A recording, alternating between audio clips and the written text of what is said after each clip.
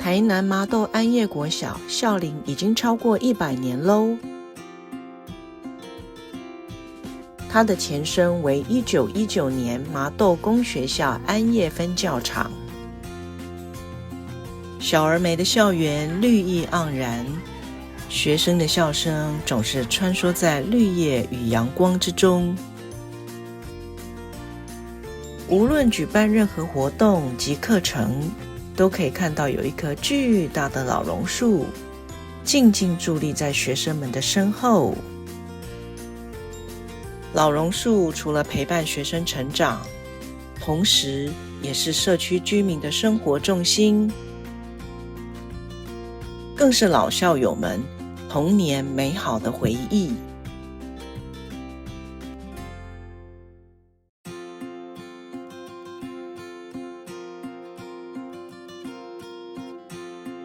以前没有围墙啊，以前学校没有围墙的时候啊，它就是其实是社区。很多的那个老人家，他可能会在这里乘凉，然后听着，有时候会跟朋友话家常，有时候会带着收音机来听一些电台的广播，这个就是地方的一个特色。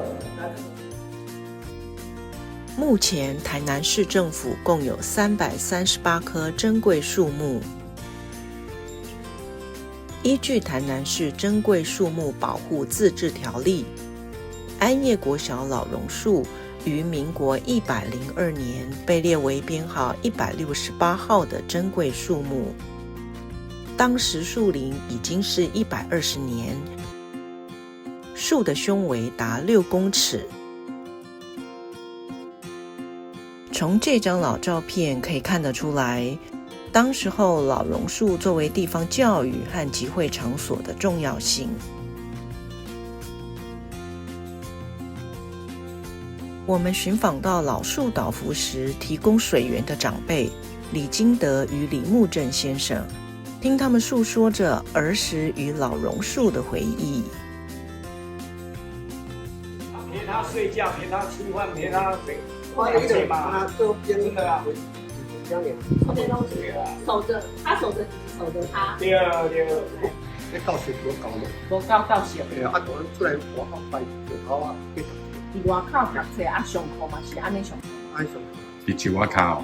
伫树仔骹。这是有弟弟的，所以这张树仔其实是陪伴你们成长。长辈们对于老榕树有很深的感情，而老榕树也见证着安业的孩子们成长与学习，梦想与未来。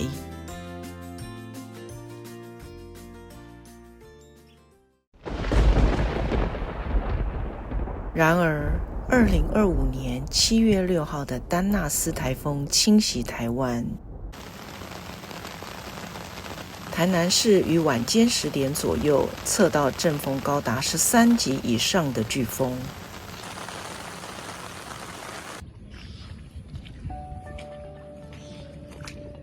丹纳斯及西南气流所带来的雨量已经打破2009年莫拉克台风的降雨记录。嘉南地区灾情惨重，台南市大约有 1.6 万户房屋受损，3500支电杆倾倒，20多万棵树木倒伏。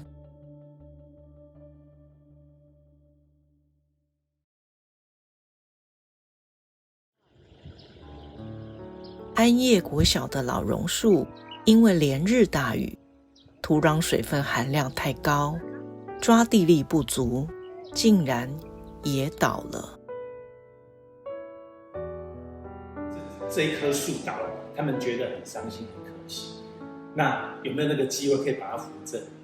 所以我才会把这个故事跟他们讲说，其实农业局已经来勘察完，他们觉得这棵老树有机会扶正，但是我们在等待有没有什么样的机会把它扶正的一个机会，在等待。隔了2天农业局就带着专家学者来勘察。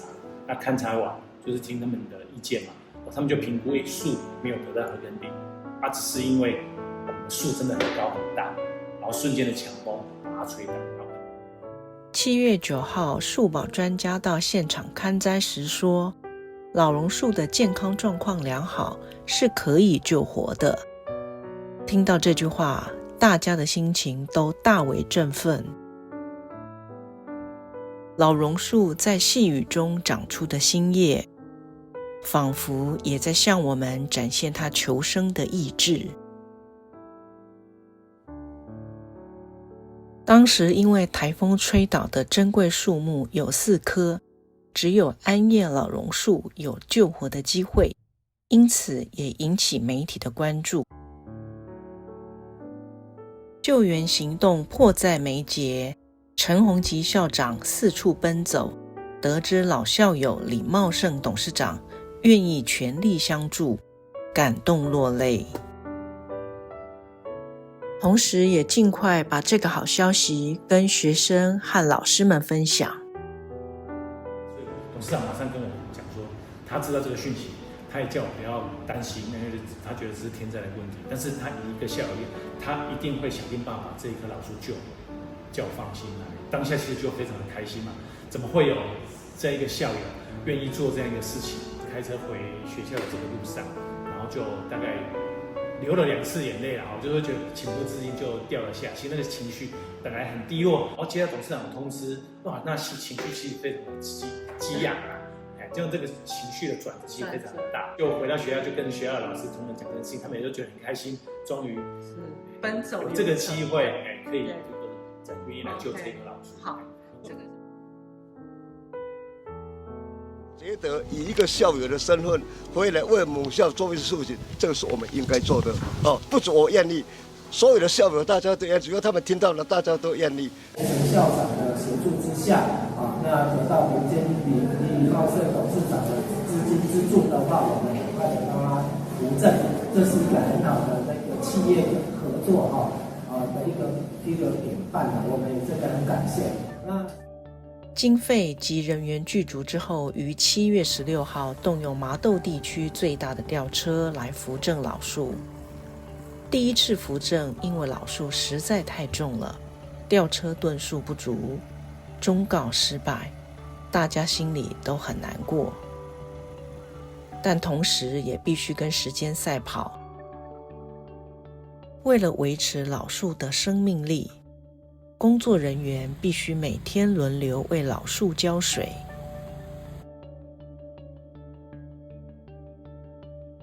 由于第一次失败的经验，苏吉森经理费尽苦心，找到启大启重工程行郑国辉先生来协助。郑先生一听到要救援孩子们的老榕树，便尽快来场勘，评估所需要的机具。扶正老树所需要的技术很专业，郑先生跟我们分享他是如何评估的。经验非常重要，是还有我们吊车它的作业半径能拉起的重量，能拉多重，也还要考虑到吊具。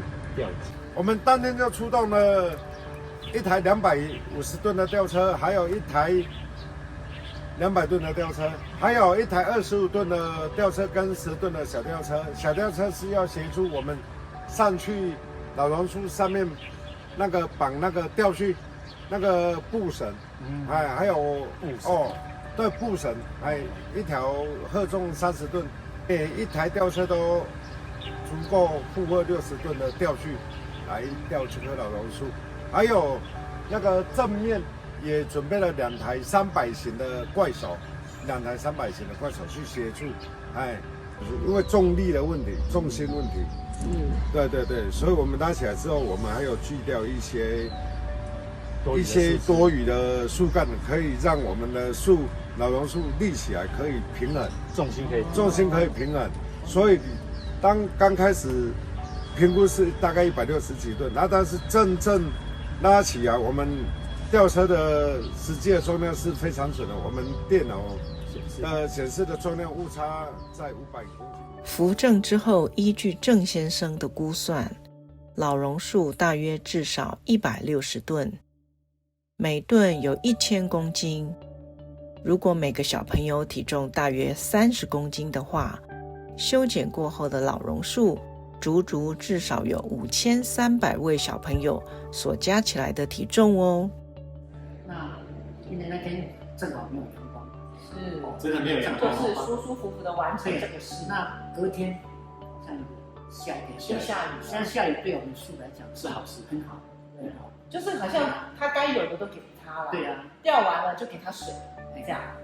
一般我们的习惯就是说，老树它一定它灵性有，所以一般当天的天气凉爽，偶尔下着细雨，仿佛是老天爷为大家能工作顺利所准备的心意。那也不别人的。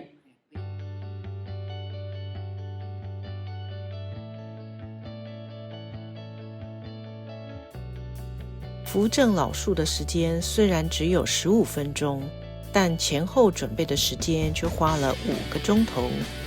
期间，校长带领工作人员向老天爷祭拜，祈求一切顺利。工作人员利用吊车与钢架，小心翼翼扶正及固定老树。经专家建议，除去受伤的枝条，并做防腐处理，重新覆土、浇灌养护等等措施。救援老树是大家共同合作的成果。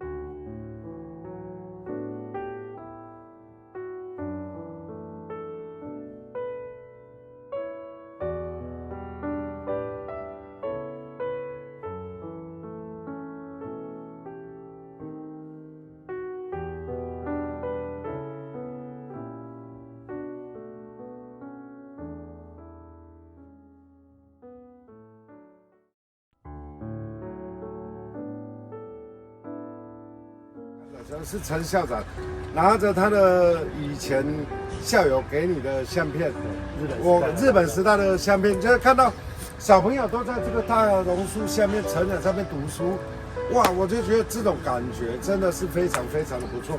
我想现在的年轻人哦，要有这种感觉，机会非常非常的难啊，几乎都是在吹冷气。哦，谁会来大榕树？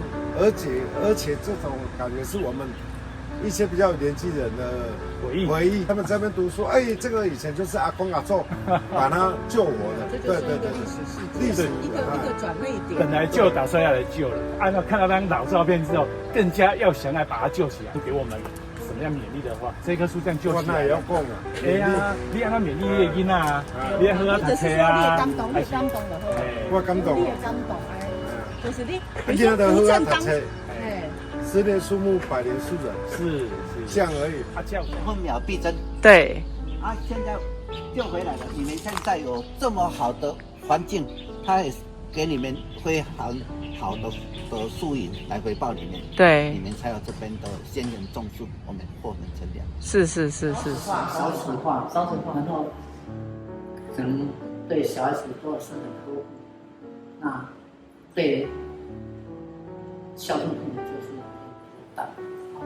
所以你希望安业国小传承这个孝顺，也很像老榕树庇应孩子，然后孩子懂得去感谢这个老榕树的呵护，这样，然后这个。如果我们当时放弃了，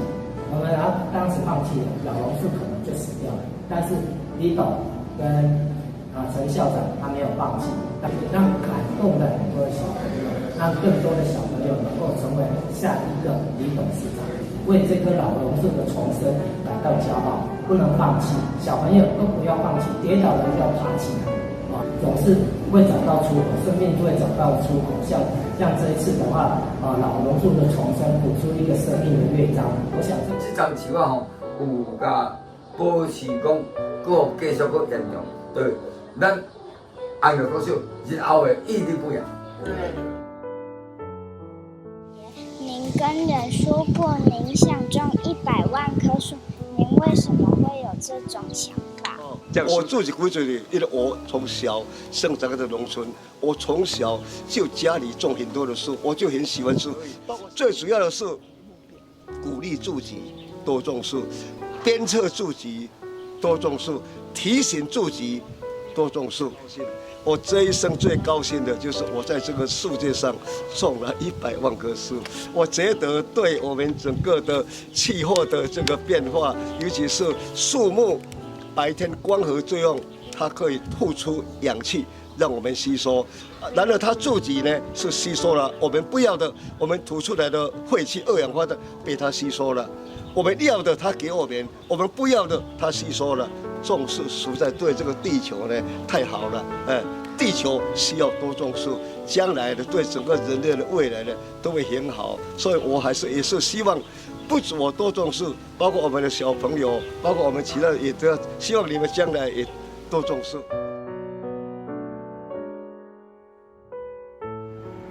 我想说最后，这个老树救援成功，也成为安业国小新的里程碑，且明年校舍重新全部都会是完全新的校舍，很像一个学校是新设校重生的感觉。我觉得是重生的老树感觉，也重生了，对，就是连树也一起重生，然后整个就是一个里程碑。那我想说，校长，你还是给你自己，还有给小朋友，还有给这个学校一些勉励的话。其实这样的过程就会让我想到泰戈尔有一个诗句是这样写。其实我一直很喜欢这个诗句，诗里面是这样说啦：把自己活成一道光，因为你不知道谁会借着你的光而走出了黑暗。那我觉得我在安业国小这几年下来，我觉得我们所做的事情，包括我们老校友对学校所做的事情，好像跟泰戈尔的诗句有点关系。所以我觉得，如果我们每个孩子都像泰戈尔的诗句里面这样，大家都活成一道光，这种世界就更光明、更美好。这就是我想要对小孩子讲的话。非常棒，谢谢校长。很高兴叶组长出来了啊，叶组长出来了应该会活下来。我们大树神保佑。是的，它会在吸水分，叶子都还很很好，没有枯掉啊。是的，很好，你们很幸福啊。对啊，有这么好的校长，这么好的老师照顾大家，陪着你们成长，有这么好的学校陪着你们成长，真的很幸福。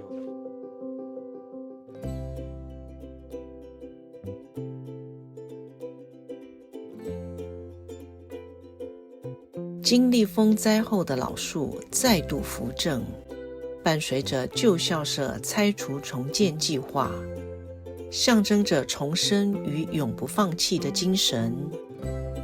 陈校长带领着师生及工作团队，一步一脚印，期许安业国小继续照看百年树木与树人。遇到困难不认输，勇敢冒险 Me and You。